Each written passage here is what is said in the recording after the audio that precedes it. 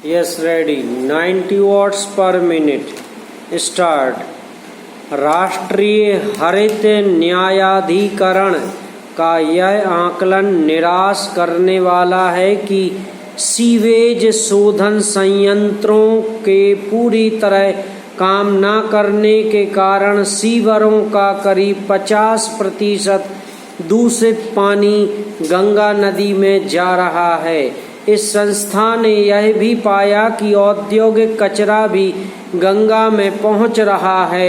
यह समझना कठिन है कि गंगा को साफ स्वच्छ करने के अभियान को सर्वोच्च प्राथमिकता देने के बावजूद अभी तक संबंधित राज्यों में पर्याप्त संख्या में सीवेज शोधन संयंत्र स्थापित क्यों नहीं किए जा सके हैं। निश्चित रूप से इस प्रश्न का उत्तर भी मिलना चाहिए कि जो सीवेज शोधन संयंत्र लगे हुए हैं वे पूरी क्षमता से काम क्यों नहीं कर रहे हैं।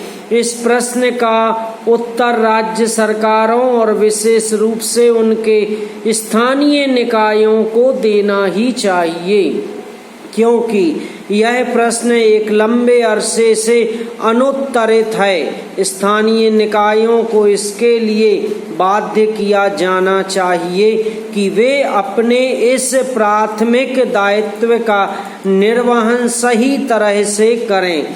इतने वर्षों बाद भी गंगा को साफ करने का उद्देश्य पूरा होता हुआ न दिखना इसलिए एक बड़ी चिंता का कारण है, क्योंकि यदि देश की इस सबसे महत्वपूर्ण और पवित्र समझी जाने वाली नदी को स्वच्छ नहीं किया जा सका तो फिर अन्य नदियों के साफ सुथरा होने की आशा कैसे की जा सकती है। पैरा यह समय की मांग है कि केंद्र सरकार ऐसी कोई व्यवस्था करे जिससे एक निश्चित समय में इस नदी को स्वच्छ करने का संकल्प लिया जाए और उसे पूरा करके दिखाया जाए।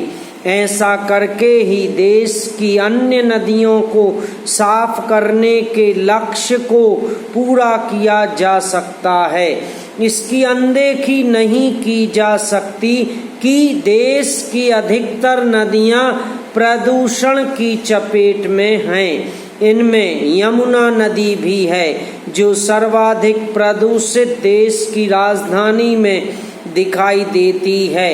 चूंकि नदियों की साफ सफाई पर अपेक्षित ध्यान नहीं दिया जा रहा है, इसलिए उनमें से अनेक गंदे नाले में परिवर्तित होती जा रही हैं। इसका एक बड़ा कारण यह है कि राज्य सरकारें नदियों को साफ करने को अपने एजेंडे का हिस्सा नहीं बना रही हैं। वास्तव में होना तो यह चाहिए कि छोटी बड़ी नदियों को साफ करने के साथ ही इस पर भी ध्यान दिया जाए कि जल के अन्य परंपरागत स्रोतों को दूषित होने से कैसे बचाया जाए। ध्यान रहे कि समस्या केवल यही नहीं है कि छोटी बड़ी नदियां और नहरें प्रदूषण से ग्रस्त हैं, बल्कि यह भी है कि देश के तमाम हिस्सों में भूगर्भ जल भी प्रदूषित होता जा रहा है।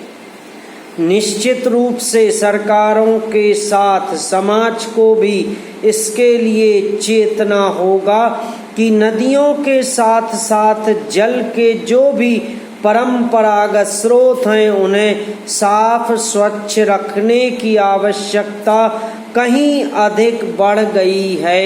समाप्त।